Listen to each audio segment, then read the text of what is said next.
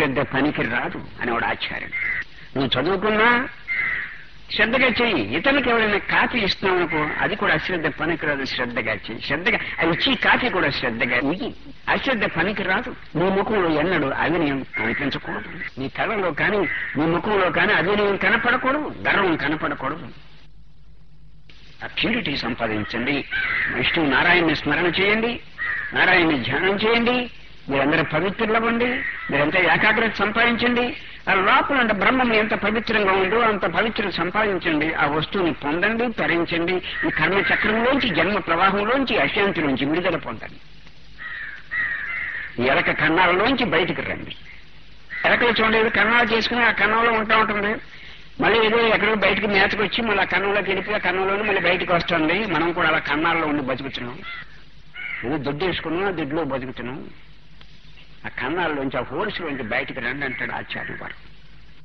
అంచేత ఏదో పద్ధతిలో జపం చేయండి, ధ్యానం చేయండి. ఒకే తలంపు మీద మీరు మీ మనసును నిలబెట్టి ఉంచండి. ఇతర తలంపులు రావు, ఇతర తలంపులు ఆగిపోతాయి. ఎప్పుడైతే ఇతర తలంపులు ఆగిపోయినాయో ఆ ఇతర తలంపులు తాలూకు సంస్కారానికి, ఆ వాసనకి బలం తగ్గిపోతుంది. మీరు పొందవలసిన వస్తువును శీఘ్రంగా పొందుతారు. అయితే మీరు చేసే సాధనలో మీరు శ్రద్ధగా చేయండి. అశ్రద్ధ పనికిరాదు. అంకిత భావంతో చేయండి. నిస్వార్పణ బుద్ధితోడు చేయండి. మనస్సుకు పవిత్రత పట్టించండి. ఆచార్యుల వారి గురించి చెప్తే ఇది పిక్చర్ ఆఫ్ ఎడ్యుకేషన్ అంటే విద్య ఉడక రూపం ధరించి వచ్చింది. ఇది పిక్చర్ ఆఫ్ ఎడ్యుకేషన్, ఇది పిక్చర్ ఆఫ్ ప్యూరిటీ. అంటే మీరు జపం చేస్తే ఆ జపం చేయండి. ఆ జపం చేయగా చేయగా చేయగా చేయగా జపం చేసే జపు నశిస్తాడు. జపం చేసే జపు ప్రతి నశించాడు. అప్పుడు మీ మనస్సు దాని పుట్టుక చోట్లు అణిచివేయబడుతుంది, అక్కడ నశింపజేయబడుతుంది.